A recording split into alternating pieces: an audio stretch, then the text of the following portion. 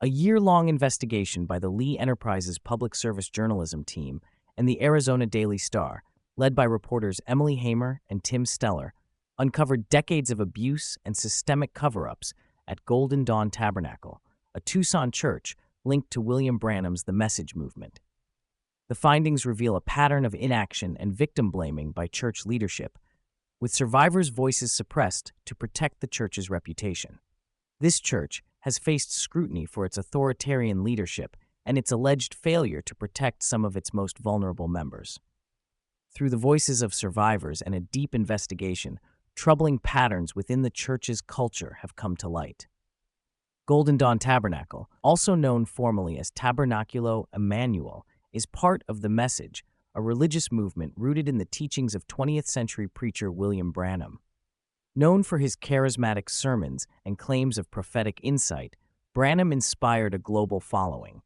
While many of the churches associated with The Message practice mainstream Christian faith, some, like Golden Dawn, have adopted extreme interpretations, fostering insular communities with strict rules and little external oversight. Former members of Golden Dawn describe it as a closed, authoritarian environment where the pastor's authority was paramount. Pastor Isaac Noriega, the church's leader, has been repeatedly accused of dismissing concerns and discouraging any contact with outsiders, including law enforcement. Numerous allegations spanning decades paint a troubling picture of abuse within the church and a systematic failure to address it. Survivors recall being shunned or ignored when they tried to bring attention to inappropriate behavior. One such survivor, who asked to be identified only as Jane, shared her story of being groomed by an older member of the church during her teenage years. She recounted how the man, about a decade older than her, gradually gained her trust through gifts and attention, which later escalated into inappropriate contact. Jane described feeling too sheltered to recognize the situation as wrong at the time, and when she eventually confided in church leadership, her concerns were dismissed. According to her, the church brushed off her account because the man involved was the son of a prominent church member. Jane's story reflects a broader issue, an ingrained culture of silence and victim blaming. Survivors report being ostracized, while those accused of wrongdoing faced minimal consequences. This environment of inaction left many feeling powerless, as their voices were suppressed in favor of protecting the church's reputation. Central to the controversy is Pastor Isaac Noriega, described by former members as the ultimate authority within the church. Allegations suggest that Noriega repeatedly ignored or minimized claims of misconduct. In one instance, he allegedly told a father who reported concerns about his son's safety to stay silent.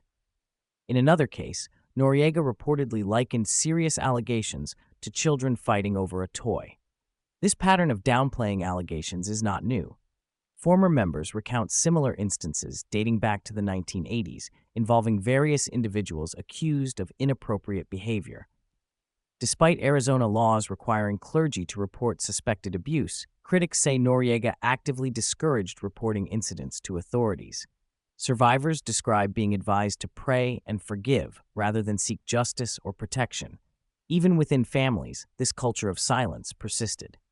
One survivor recalled confiding in their parent about troubling incidents, only to be told not to speak of it again. For many, the absence of support and the perceived betrayal by trusted leaders compounded their trauma. Golden Dawn's approach reflects broader issues within some branches of the message.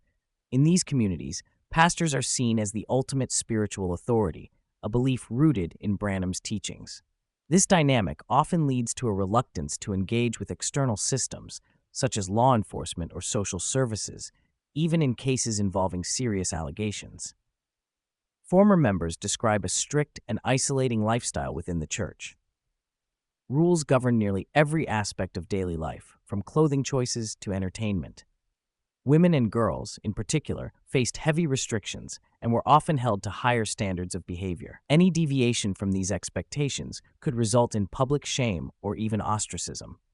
This environment, combined with a hierarchical structure that discouraged questioning leadership, created a fertile ground for potential abuse to go unchecked. Survivors recount feeling trapped, with little recourse to address their grievances without risking further alienation. Despite the challenges, many survivors have found ways to move forward and share their experiences. For some, speaking out has been a way to reclaim their power and encourage others to come forward. One former member described their decision to leave the church after witnessing repeated inaction by leadership. They began advocating for survivors and working to expose the church's practices, hoping to bring about change. Others have found strength in building new lives outside the church, creating communities of support among those who have left. The courage of survivors to share their stories has also prompted broader discussions about accountability within religious institutions. Investigative reports have shed light on systemic issues within Golden Dawn and similar groups, emphasizing the need for greater oversight and protection for vulnerable individuals.